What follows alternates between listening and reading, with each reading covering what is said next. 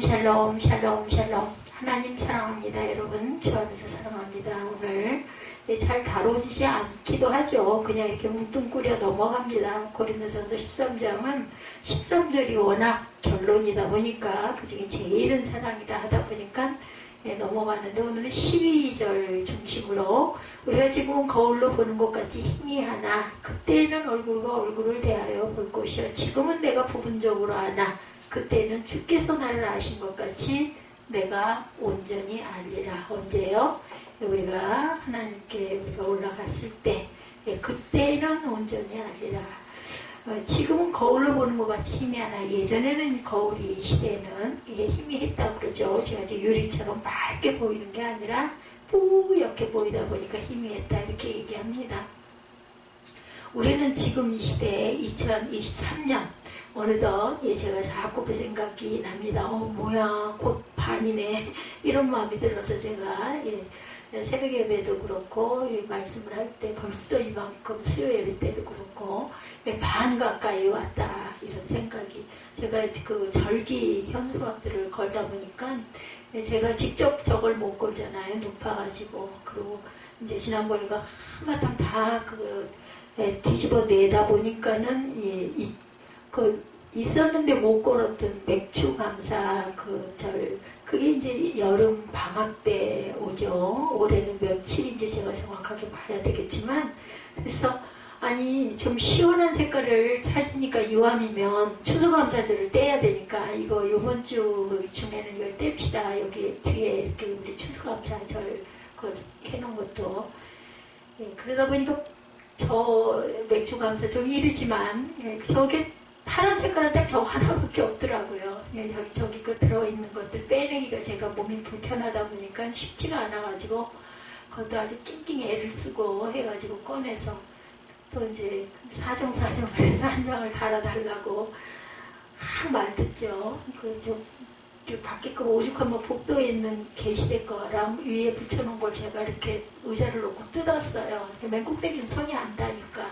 그러다 보니까 맨 앞에가 또 이렇게 접혀가지고 핀을 다시 꼽아야 되게 생겼는데 제가 기적이 일어나지 않는 한은 내가 스스로 못하기 때문에 아이가 올 때까지 기다렸다가 핀을 좀 바꿔달라고 의자를 끌고 나와가지고 했더니 오자마자 뭐 시킨다고 난리를 치고 그 핀 하나 꼭 받기를. 그리고 또 안에 들어왔는데 여기다가 저걸 하나를 놔두고 저것도 달아야 돼 그랬더니 막 뭐라고 하죠.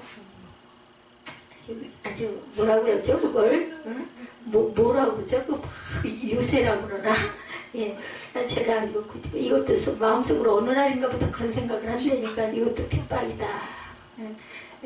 내가 온전히 하면 좋은데 못하니까 그냥 이걸 꼭 달아야 되고, 나는 이걸 빨리 다 생각이 온 건 얼렁얼렁 해야 돼. 왜냐면 잘 잊어버리니까 해야 되는데 누구한테 도와달랄 사람이 낮에 없으니까 이것도 아들한테 야단을 맞고 어떻게 하면 좀 부드럽게 할 수 있을까 그 생각을 하는 걸 연구를 해요. 아침부터 그걸 생각이 딱 오면 이걸 오늘 꼭 이걸 해야 되는데 하고는 어떻게 해놓을까. 그러고는 애가 오면 좀 반가울 만한 뭔가를 또 걔가 해야 할 걸 내가 좀 대신 해놓고 뭐 이렇게 하면서 그랬던 것 같아요. 아이가 좋아하는 거를 뭘 좀 챙겨놓고 그러고는 싹 유도를 해가지고 온 거 딱 보고는 의자를 얼른 끌고 바깥으로 나가가지고 삼매라 이거 핀이 여기 빠졌어. 저렇게 오전부터 저렇게 돼 있어서 이거 얼른 붙여야 돼. 이거 좀 들어가기 전에 좀 붙여줘. 그 사람 오자마자 숨도 못 쉬게 하고 그래서 아유 나중에 귀찮잖아 할 때 이렇게 해버리는 게 낫지. 핀 꽂고 났는데도 의자 끌고 들어와가지고는 저것도 사실은 여기 안에 있는 것도 추수감사니까 떼야 되거든. 그랬더니 그건 못 떼면 되지. 그래서 나 저거 못 떼어. 네가 좀 잘라. 근데 그 자리가 비었잖아. 그러니까 이거 좀 붙여. 저거 하나만 딱 붙이면 돼. 그래가지고 에이 소리를 들으면서 속에서는 그냥 뭐가 막 올라갔다 내려갔다 하지만 이것도 핍박이니라. 예수님 보시죠. 저 녀석 변화되게 주세요. 그 마음으로 올려다보면서 기도를 합니다. 자, 바울시대 거울은 유리가 아니었다. 제가 아까도 말씀드렸죠. 청동이나 황동 같은 금속 판을 갈고 닦아서 거울을 만들었어요. 그러니 거울을 통해 보는 것이 희미하죠. 네, 그렇지만 우리가 살아가는 시간은 지금뿐이 아니죠. 우리에게는 그때도 있었어요. 그죠? 그 바울이 뜬 시대에는 아니지만 그죠? 몇십 년 전에 이럴 때도 있었습니다. 그때는 얼굴과 얼굴을 마주 대하는 것처럼 분명했는데 아직 지구에 머물러 있지만 예, 돌아간 분들, 예, 그분들은 그때 계셨어요. 그죠? 예, 우리 아기 정다운 분도 계시고 우리 또 할머니도 계시고 제 어머니도 계시고 아버지도 계셨습니다. 큰아버지도 계시고 예, 우리 모두는 지금을 살고 또 그때가 되면 그때를 살게 된다라는 것. 우리의 시간이 지금이나 그때는 모두 다 참입니다. 실제 있었던 거울을 보는 것 같이 희미한 것이나 얼굴을 마주 대하는 것 같이 분명한 것이나 모두 다 참이죠. 지금이나 그때가 모두 참인 것은 지금이나 그때나 우리는 예수 그리스도 안에 있기 때문입니다. 이 여기 그리스도 안, 예. 아에다 니은에 넣은 이 안이 굉장히 중요합니다. 어디에 있느냐, 밖에 있느냐, 안에 있느냐. 지금은 희미하고 그때는 분명하다고 해서 우리가 참과 거짓 사이에서 위태롭게 있는 것은 아니죠. 지금이나 그때나 우리는 예수 그리스도 안에 있고 예수 그리스도 안에 있으니 우리는 지금이나 그때나 안전하다는 겁니다. 지금이나 그때나 우리의 약함과 지혜와 상관없이 예수님 우리를 도와서 영생으로 구원할 것을 믿기 때문에 안전하다는 겁니다. 이 가진 믿음이라는 거 굉장히 중요합니다. 예, 그 믿지 못하는 거 있잖아요. 아무리 그래도 믿어지지 않는 거. 아니, 내가 이것도 어떻게 보면은 죄다, 누구를 의심하는 거. 이렇게 생각을 하지만 아무리 생각을 해봐도 그거는 아니야. 뭐 이런 경우 있습니다. 우리에게 삶과 죽음은 아주 큰 일이죠. 뭐 큰 일이에요. 왜냐면 죽음은 일단은 세상에서의 모든 게 다 스톱 끝이니까요. 우리에게 지금과 그때의 간극은 너무도 크게 느껴지죠. 우리가 돌아갔을 언젠지 그 날이 몇 월 며칠일지 좀 그게 참 궁금해요. 봄일까 여름일까 가을일까 겨울일까. 네, 상상을 해보면 그 날 중에 어느 하루 그때일 텐데 모르잖아요. 이게 참 살았다는 게 없어요. 제가 그 얘기했죠. 예. 고속도로에서 헤매면서 아침에 나가면서 내가 오늘 무슨 일이 일어날지 딱 길 위에 핸들을 잡고 있으면 길에다가 내 생명 내놓고 가는 거예요. 안전하게. 내가 아무리 조심을 해도 방어 운전을 해도 누군가가 상대방에서 중앙선을 넘어서 확 덮쳐서 침입해 오면 어쩔 수가 없는 거죠. 예, 그러지 않기를 기도하면서 조심할 수 있는 최선을 다해서 조심할 뿐입니다. 예, 그렇지만 지금과 그때는 둘로 나뉘는 것이 아니라 동전의 양면처럼 나눌 수 없는 하나. 그죠? 내가 그 전에 살아있던 몇십 년 전에 그때나 지금이나 또 뭐 앞으로 제가 5년, 10년, 예, 어느 날짜까지일지 내 생명이 다 끝나는 그날까지. 그죠? 지금에서 그때로 넘어가는 것은 아주 한순간의 찰나입니다. 어쩌면 우리는 아직도 지금에 있기 때문에 안심을 하고 있을 수도 있지만 그것은 우리가 거울을 보는 것처럼 희미하게 보기 때문입니다. 지금을 사는 우리는 실상을 희미하게 보기에 진정한 현실을 알지 못하죠. 언제나 예수 그리스도의 십자가를 우리는 늘 바라봅니다. 십자가는 참으로 지금과 그때를 사이에 두고 서 있어요. 예수님의 처절하고 비참한 십자가의 죽음은 한순간의 부활과 영광으로 바뀌었죠. 그걸 누가 그렇게 들었는데도 그렇게 될 것이다, 그렇게 될 것이다, 그렇게 들었는데도 예, 그거를 예, 확실하게 믿는 사람이 하나도 없었어요. 제자들도. 예수님은 십자가를 통해 얼굴로 마주대하는 명백함을 주시지만 우리는 여전히 희미합니다. 그렇지만 괜찮아요. 우리가 우리를 스스로 구원하는 것이 아니라 주님의 십자가 그 은혜와 공로가 우리를 구원하기에 지금이나 그때나 언제가 됐든 이 믿음만 변하지 않으면 말씀만 굳게 잡고 있으면 예, 하나님의 세상을 이처럼 사랑하사 독생자를 주셨으니 그를 믿는 자마다 영생을 주리라고 말씀하시죠. 그러니 그것만 믿으면 예수 그리스도만 믿으면 우리는 영원한 생명을 받은 아주 귀한 아주 존재들, 보석과 같은 존재들입니다. 모두 우리는 지금에 머물러 있지만 천국에 가신 분들은 그 경계선을 넘어서 그때에 가 계세요. 예, 우리가 지금과 그때가 갈린다고 해서 서로 멀리는 것이 아니죠. 모두 그리스도 안에 있다는 거. 이 안에, 아까도 제가 말씀드렸죠. 이 안 중요하다. 바뀌냐 아니냐, 이게 중요합니다. 희미한 우리 눈에는 지금과 그때가 먼 것 같지만 지금과 그때는 그리스도 안에 함께 있습니다. 지금 우리도 소천하신 분들도 여전히 그리스도 안에, 그래서 뭐라 그래요? 하나님 안에는 모두 다 산자다, 그렇게 말씀하시죠? 예. 예, 물론 지금과 그때를 나누는 경계선을 넘어가 있는 소천하신 분들은 생전의 모습과 다른 모습이겠죠? 예, 우리 육이 죽었기 때문에. 그러면 생전의 그 모습 그대로 지금을 이어가는 것이 과연 좋은 것일까? 모태에 잉태된 아기는 때가 되면 탯줄을 꼽고 세상 밖으로 나와야 살아요. 그죠? 모태는 포근하고 따뜻하고 안전한 양수, 물에 딱 잠겨가지고 둥둥 떠있는 형태. 그죠? 기분 좋을 것 같아요. 예, 모태에 머물 수는 없어요. 그렇지만 때가 지나기까지 모태에 머무는 것은 엄마도 아이도 모두 위험한 상황이죠. 육신의 몸을 입고 사는 우리도 마찬가지입니다. 육신의 장막을 벗어나야 할 때가 있어요. 우리는 죽음 직전에 계신 그런 분들, 예, 임종을 지켜보신 분들은 아마 기억하실 겁니다. 호흡곤란으로 응급실에 입원한 분들은 얼굴은 많이 부어 있어요. 항암제 부작용으로 손과 발에 물질이 생겨서 무엇을 잡을 수도, 스스로 힘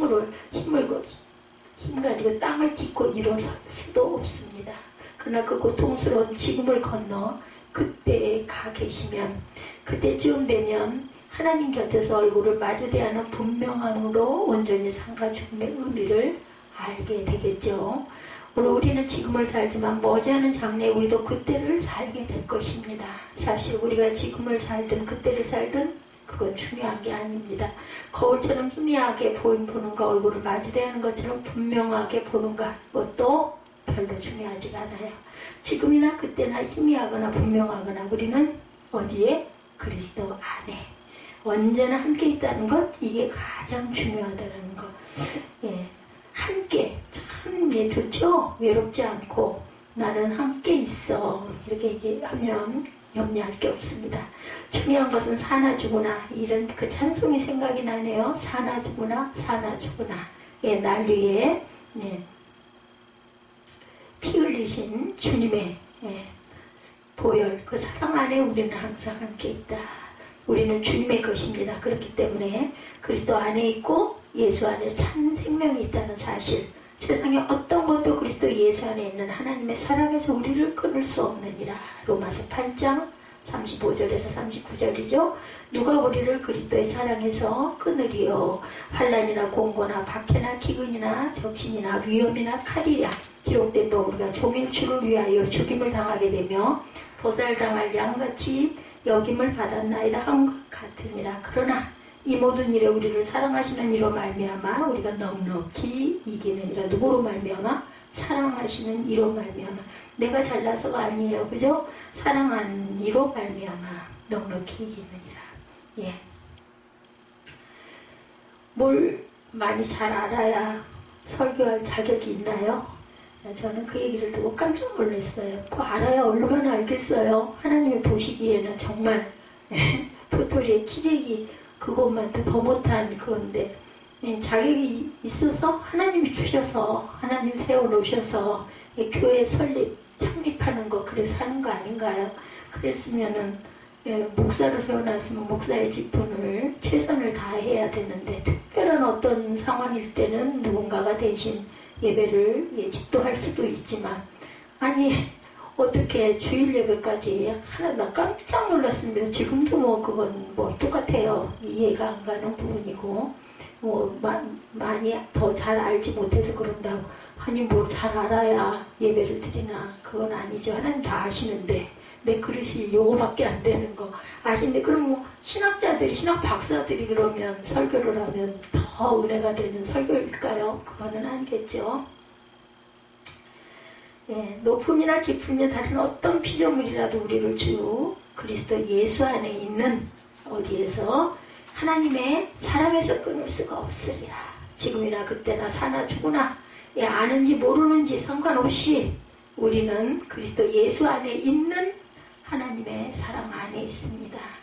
목사 소용이 없네요. 예, 신학생이 오히려 강단을 다 차지하고 예, 하고 목사는 차라리 듣는 게 좋다 하고 앉아 있으면 그거 그죠? 질서의 하나님이신데 예, 세워놓으셨으면은 또 생각하지 말아야지. 우리 주 그리스도 예수 안에 있는 하나님의 사랑 안에 있으니 우리는 언제나 안전합니다.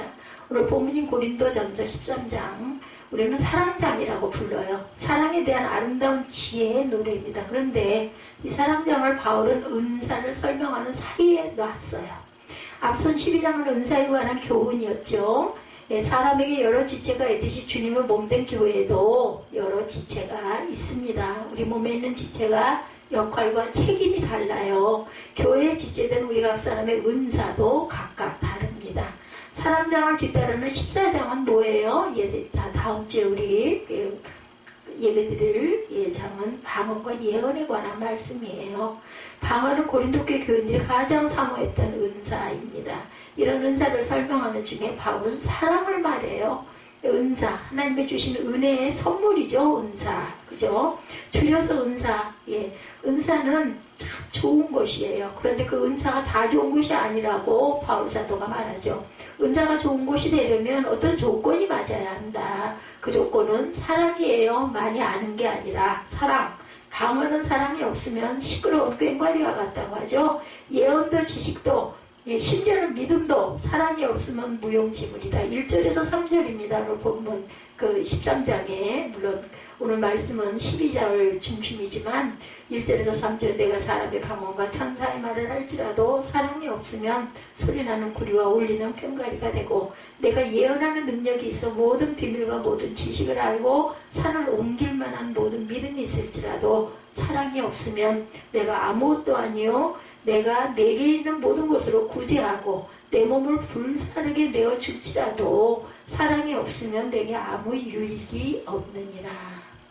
근데 몸을 불사르게 내주는 것은 사랑이 있으니까 내주지 않을까요? 저는 이렇게 생각합니다.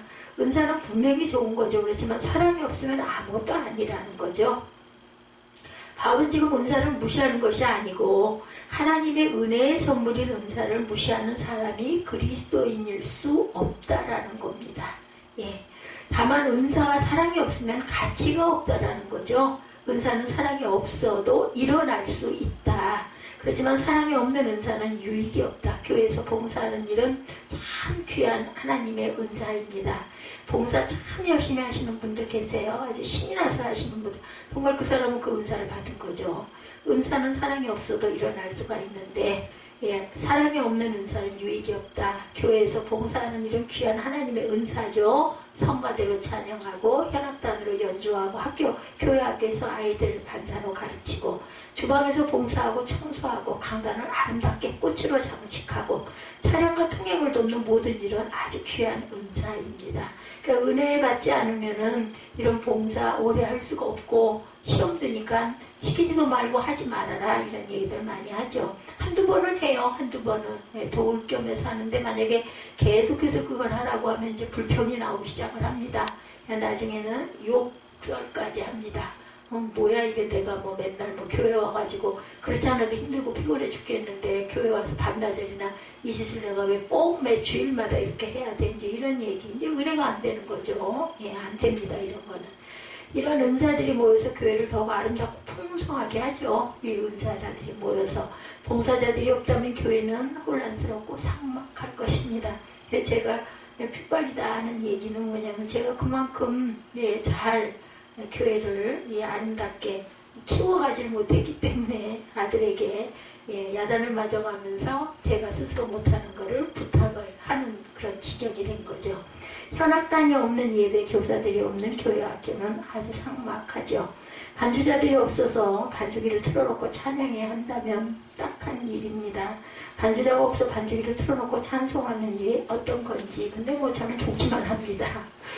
우리는 코로나를 겪으며 점심 식사 없는 교회가 그죠? 이게 서로 이렇게 교제할 시간이 없어요. 얼른 집에 돌아가니까 좋을 수 있겠지만 쉴 수 있어서 아니면 사랑하는 남편과 사랑하는 자녀들과 함께 식사를 할 수 있어서 더 좋을지 모르지만 주일은 하나님의 날이니까 주일날만이라도 점심을 같이 하면서 먹는 게 중요한 게 아니라 함께 뭐 일어나는 일들이나 아니면 뭐 마음속에 뭐 번뇌나 이런 것들을 좀 털어놓고 함께 기도해주고 위로하고 떡 떼고 나누는 거예요. 그리고 거기서 성찬이 나왔죠. 예수님의 제자들하고 식사를 하고 이 잔을 받아라. 그리고 이 피다. 이 떡을 같이 떼자. 이렇게 시작이 된 거죠. 그래 사랑이 없어도 성가대, 현악단, 교사, 속장, 회장, 집사, 권사, 장로 다 할 수 있습니다. 그렇지만 사랑이 없으면 모든 수고가 울리는 꽹과리 시끄러운 소리밖에 남는 게 없다는 거죠. 사랑이 없으면 그 모든 수고가 아무것도 아니다. 사랑이 없어도 교회 다닐 수 있어요. 복 받으니까 잘 되라고 축복 받으려고 안수 받으려고 안 받는 것보다 받는 게 나으니까 이렇게 하고 다니죠. 사랑이 없어도 할 수 있어요. 구제할 수도 있고 순교 천국 가니까 아이고 시끄러운 세상 어차피 한번 갈 거에 나도 순교나 해보자 그러고 가는 사람도 있을까요? 사랑이 없어도 목사 노릇 할 수 있겠죠. 요즘엔 그죠? 사례비라고 하나요?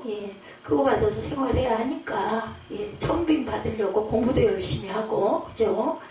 저는 나쁘지 않다고 생각해요. 죽을 때까지 어차피 우리는 예배드리면서 살아야 되니까 이렇게 목사 안수 받고 청빙 잘 받아서 세상 일 안 하고 많은 금액은 아니겠지만 사례비로 감사하고 11조 드리고 그렇게 하고 살다가 나중에 은퇴하시면은 또 그래도 내 본교회니까 성전을 섬길 수 있다는 거 아무나 할 수 있는 일은 아닙니다. 사랑이 없어도 할 수 있지만 이런 분들은 끝까지 그 성전을 섬기겠어요. 그죠? 사랑이 없으면 아무것도 아니고 아무 유익도 없습니다.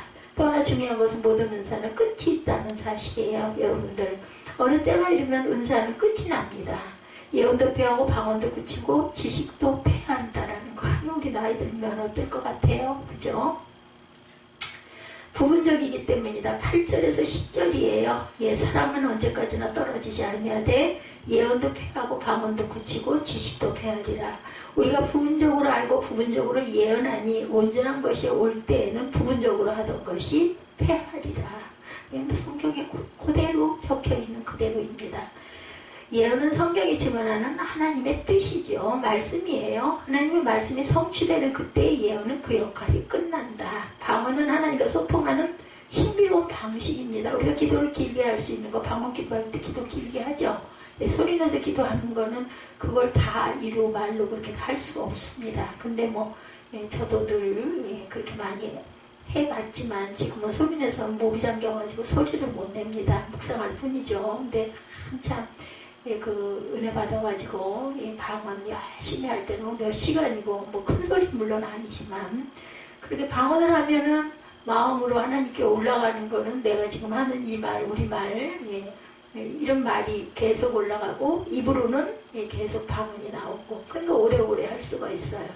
지식은 하나님의 신비로 감추는 것을 아는 힘입니다. 지식은 감추인 것을 하나님이 신비로 감추어진 것을 아는 힘. 그런데 그때가 되어서 하나님 앞에 서게 될 때 하나님 앞에서 진리가 더 이상 감추어진 것이 없을 때는 모든 지식이 힘을 잃어버립니다. 그렇지만 사랑은 모든 것을 온전하게 하죠. 그럼 사랑은 어떻게 하는 걸까? 4절에서 7절에 증거합니다. 사랑은 첫째로 나온 게 오래 참고 온유하며 시기하지 아니하며 자랑하지 아니하며 교만하지 아니하며 무례 행하지 아니하며 자기 유익을 구하지 아니하며 성내지 아니하며 악한 것을 생각지 아니하며 불의를 기뻐하지 아니하며 진리와 함께 기뻐하고 모든 것을 참으며 모든 것을 믿으며 모든 것을 바라며 모든 것을 견디느니라. 우리가 익숙한 구절이기도 하고 참 좋아요. 그죠? 그 사랑장 고린도전서 4절에서 7절을 보면 오래 참고 온유하고 시기하지 아니하고 자랑하지 아니하고 교만하지 아니하고 무례 행하지 아니하고 나의 유익을 구하지 아니하고 성내지 아니하고 악한 것을 생각지 아니하고 불의를 기뻐하지 아니하며 여기서부터 진리와 함께 기뻐하고 모든 것을 참고 모든 것을 믿고 모든 것을 바라며 모든 것을 견디느니라. 사랑은 참 온유하고 자랑하지 않고 교만하지 않고 무례 행치 않고 유익도 구하지 않고 성내지도 않고 유익 완고하니까 성낼 것도 없지 않겠어요? 그죠? 예, 악한 것도 생각 안 하고 불의도 기뻐하지 않고 그리고 진리하고만 기뻐해요. 말씀 속에도 기뻐하고 기뻐하다 보니까는 뭐 그렇게 성낼 일이 있겠어요? 참고 믿고 바라고 견디게 된다. 그 힘이 어디에서? 사랑에서 나오죠. 우리에게 아주 익숙한 구절이기도 하지만 예, 온유하고 시기하지 않으므로 사랑할 수 있다. 우리는 참을 수도 있고 무례행치 않고 자기 유익을 구하지 않고 등등으로 쭉 따르는 구절들도 마찬가지. 우리는 그렇게 사랑할 수 있다는 것, 모든 것을 사랑은 온전하게 합니다. 지금 우리가 거울을 보는 것처럼 희미할 수 있지만 우리는 하나님을 사랑할 수 있고 그래서 조금씩 온전할 수 있다. 13절이죠. 마지막 절. 믿음, 소망, 사랑 이 세 가지는 항상 있을 것인데 그 중에 제일은 사랑이라. 믿음, 소망, 사랑은 항상 있을 것인데 제1이 사랑입니다. 믿음은 하나님을 향한 전적인 신뢰, 믿음이죠. 그럼 믿음과 신뢰가 있어야 하나님께 소망을 온전히 둘 수가 있다. 하나님을 향한 믿음과 하나님께 두는 소망은 우리에게 언젠가 이를 그때에도 사라지지 않을 영원한 것이다. 근데 하나님은 사랑이시죠. 하나님은 사랑이시라. 예, 요한일서에 나오죠. 사랑이 모든 것을 온전하게 합니다. 모든 것들이 다 부분적일 때도 사랑은 온전합니다. 이해할 수 없어도 사랑할 수 있고 전부를 알지 못해도 사랑할 수 있어요. 우리가 뭐 사람과 사람이 사랑을 할 때도 어떻게 전부 알아요. 그죠? 근데 그냥 왠지 좋고 믿어지고 이해할 수 있을 것 같고 그런 사람을 우리는 사랑하지 않아요. 다 알지 않아요. 그래도 그냥 사랑하는 거죠. 근데 모든 걸 훤히 알아도 정말 대단해. 뭐 박사에 뭐에 뭐 막 그냥 뭐 명예가 더덕더덕 붙어 있어. 근데도 그렇다고 무조건 사랑해져요? 아니잖아요. 싫은 사람은 싫습니다. 그죠? 근데 정말 아무것도 없어도 사랑하면 사랑할 수 있다라는 것. 이게 정말 진정한 사랑이 아닐까 싶습니다. 상대적이고 부분적인 것에 마음을 빼앗기지 맙시다. 사랑이 온전하게 하는 것이니 하나님을 사랑하고 또한 사람을 사랑하시기 바랍니다. 그러면 그때가 되어서 사랑이신 하나님은 모든 것을 온전하게 이루실 것이다. 하나님의 사랑과 은혜가 지금이나 그때 언제나 저와 여러분께 함께 하시기를 주님의 이름으로 축복합니다.